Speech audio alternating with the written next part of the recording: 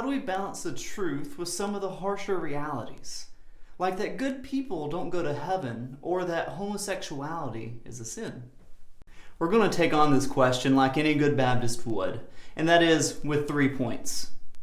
Our first point is a reminder that we are ambassadors. There are a lot of tough and complicated questions that can come up when you are talking with someone who comes from a different religious background or maybe no religious background at all. I don't know that the church has always done a great job at handling these questions.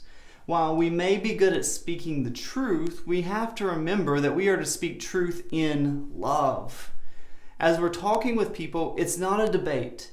We're not trying to win an argument. We're not trying to just be right. We are trying to reflect the glory and the love of Jesus Christ to an unsaved world. So we must remember, hey, are the words that I am speaking, are they spoken in love or are they spoken in pride? So first off, let us remember you are an ambassador to the King of the universe. 2 Corinthians 5 says this, "Therefore, we are ambassadors for Christ, God making his appeal through us. We implore you on behalf of Christ, be reconciled to God.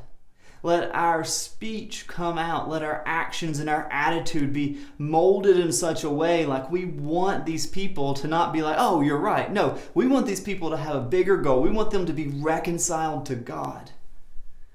So let this frame how we enter into the conversations of tougher realities found in Scripture, found in our faith.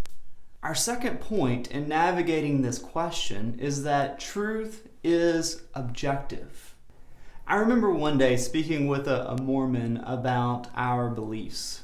Now, Christians and Mormons, we disagree on a lot of things. Even when it seems like we're using some of the same words, we are really disagreeing because we have different definitions for those words. But the topic that really was a hang-up for my Mormon friend was the topic of hell. You see, as a Christian, I believe in the words of Jesus found in Matthew 7 when he's like, hey, there are a lot of people. Many will go by the wide gate that leads to destruction, and only few will go by the narrow gate.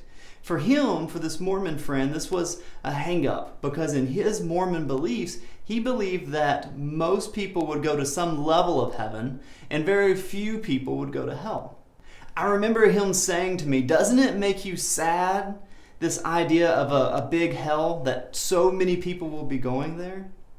Well, of course it does. Of course it makes me sad. When I read about how the Bible describes hell, how Jesus describes hell, of course I don't want many people to go there. It doesn't matter how I feel about a situation to affect if it is true or if it is untrue. I mean, you guys know I'm a huge football fan, and I did not feel good that my team was humiliated in the playoff game. But that has no effect on what the outcome of that game was. There is a real temptation to completely disregard what we do not agree with. And that really leads us into our third and final point, which is the root of the question. We can debate all day long about, well, what is good? We can debate all day long about does the Bible or does not the Bible say this, that, or the other. But most of these questions about harsher realities really boils down to a common theme.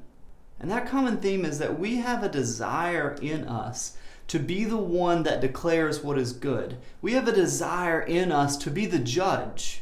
I think we would rather be the judge than be judged. So we think that if there is a God, if God is real, if he exists, then he must think like I do. He must have the same standard of good as I do. He must have the same social views on different issues as I do.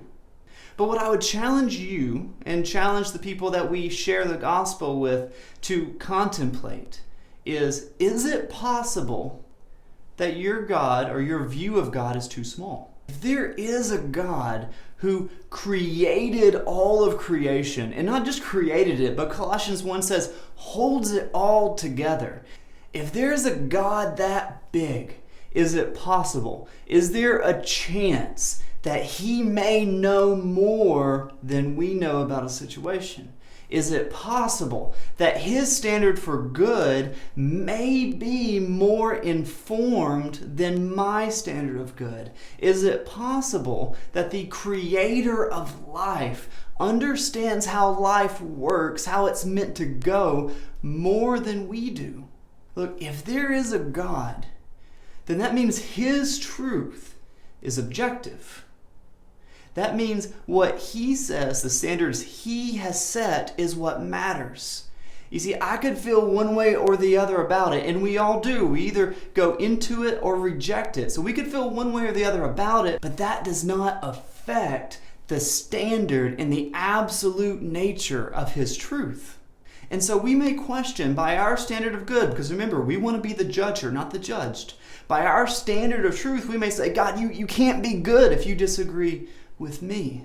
And remember, this is a gospel conversation, so we will say that Romans 5:8 is absolutely true, that but God proved his own love for us, and that while we were still sinners, Christ died for us. So look, when we are getting at questions of the harsher reality, I don't think it's very helpful to try to win all the individual debates. These are little battles on the field.